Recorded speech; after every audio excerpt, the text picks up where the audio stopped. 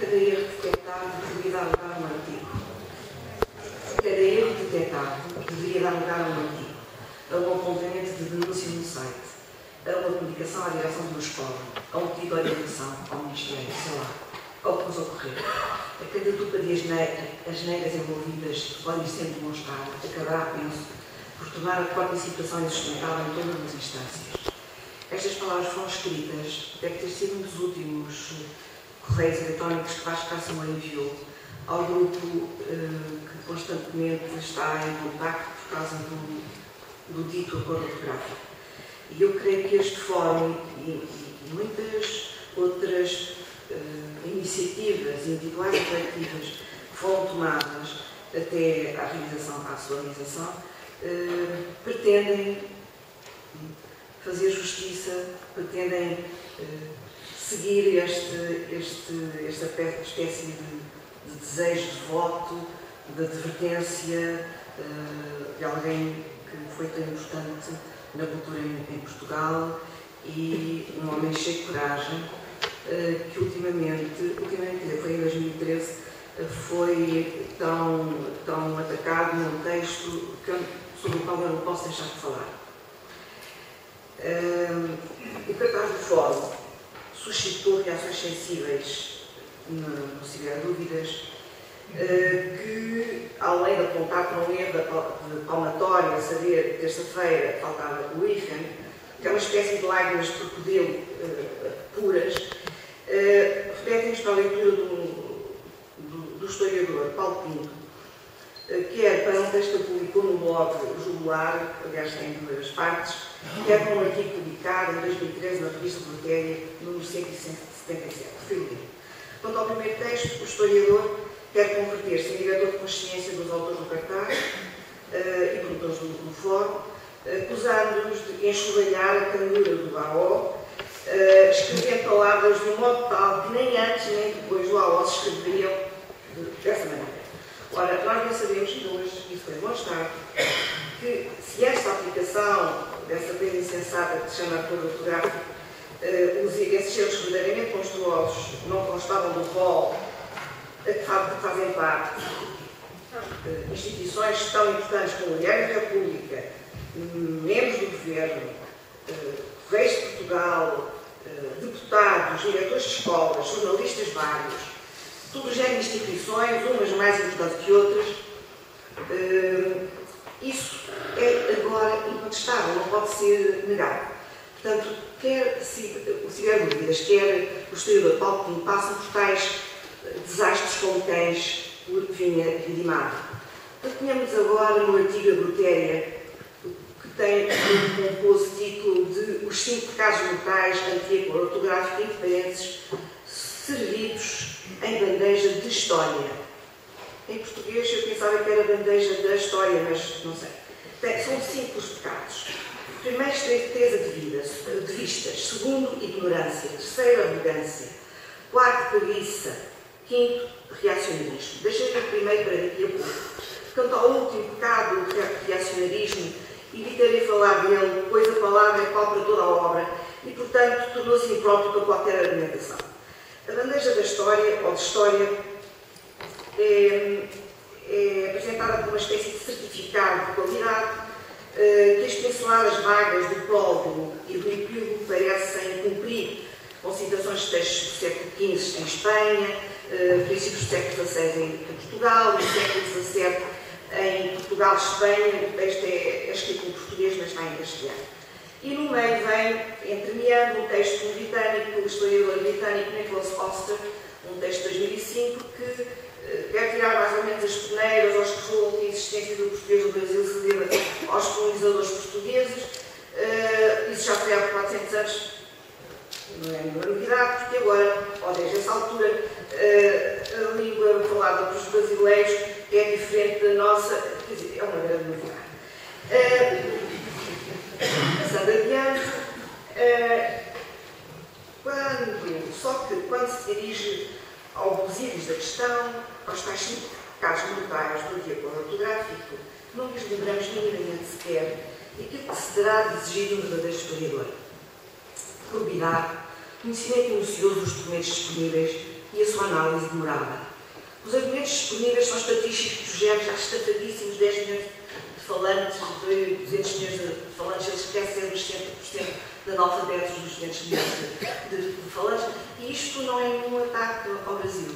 Isto os próprios brasileiros comentam, não só o Presidente Dilma, como os senadores, como muitos linguistas, que querendo simplificar a vida aos 60% de analfabetos, pretendem simplificar até ao limiar do texto e da aflição, de 1945 e 1990, da aflição, pretendem simplificar, e daí que a aplicação do acordo esteja tão hesitante e tenha sido tutelada para 2016. Dante esses estafadíssimos argumentos estatísticos, omitindo sempre, isto que eu acabei de dizer, dos tais 70%, além de omitir a África, ele menciona a África, mas nunca fala de África, ele menciona a África. Mas é estranho simbolicamente, se não fosse muito grave do ponto de vista real, porque se trata de uma comissão que segue o interesse, não do historiador, eu quero fazer justiça, mas do leigo, que considera-se assim próprio leigo, quando fala do acordo ortográfico, o que é honesto a parte dele, mas para servir o seu interesse de leigo do assunto e defensor do acordo, omitindo a existência de Moçambique e Angola, como sabemos, não subscreveram nem aderiram ao acordo ortográfico. É como o leigo que começa a perorar contra os tais mortais, e todos nós temos tantas razões para não nos termos sujeitado ao acordo ortográfico que caímos, e cuja penitência é servida na bandeja da má-fé. Voltemos atrás. Ignorância, arrogância e preguiça. O que é que lemos? Considerações moralistas de natureza psicológica sobre o povo português e os portugueses, uma forma leviana e aviltante de fazer antropologia a propósito. Não há um único documento argumentado por pessoas que sabem do que estão a falar que seja citado. Um único. Trata-se de um conjunto de impressões, elas são psicológicas, provocadas pela irritação de quem consulta quase exclusivamente as redes sociais regularmente. Eu sugeria outras fontes. Isto é, o autor deste artigo seleciona habilidosamente argumentos menores, oivados de excessos propiciados pelas paixões entre muitos leigos que são contra o acordo ortográfico, muitas vezes oivados do nacionalismo barato, banal e que nós temos que criticar, mas já hoje foi feito.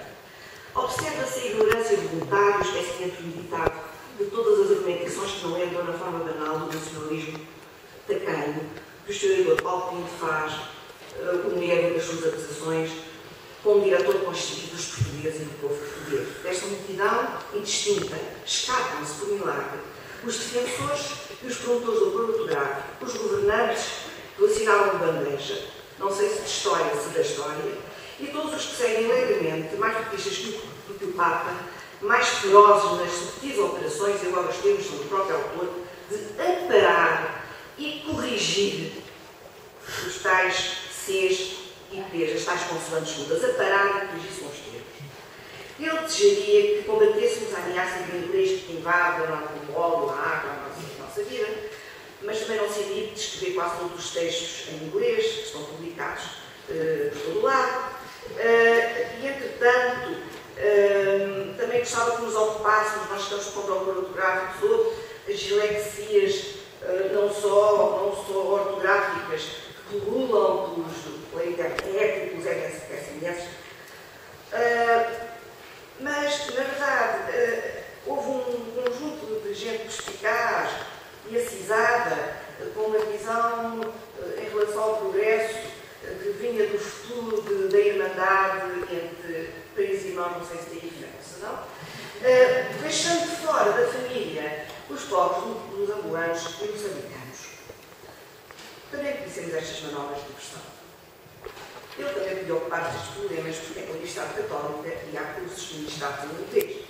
Além do tax ad hominem, só 2 pessoas são visadas, Vasco Moura e o juiz Rui Teixeira.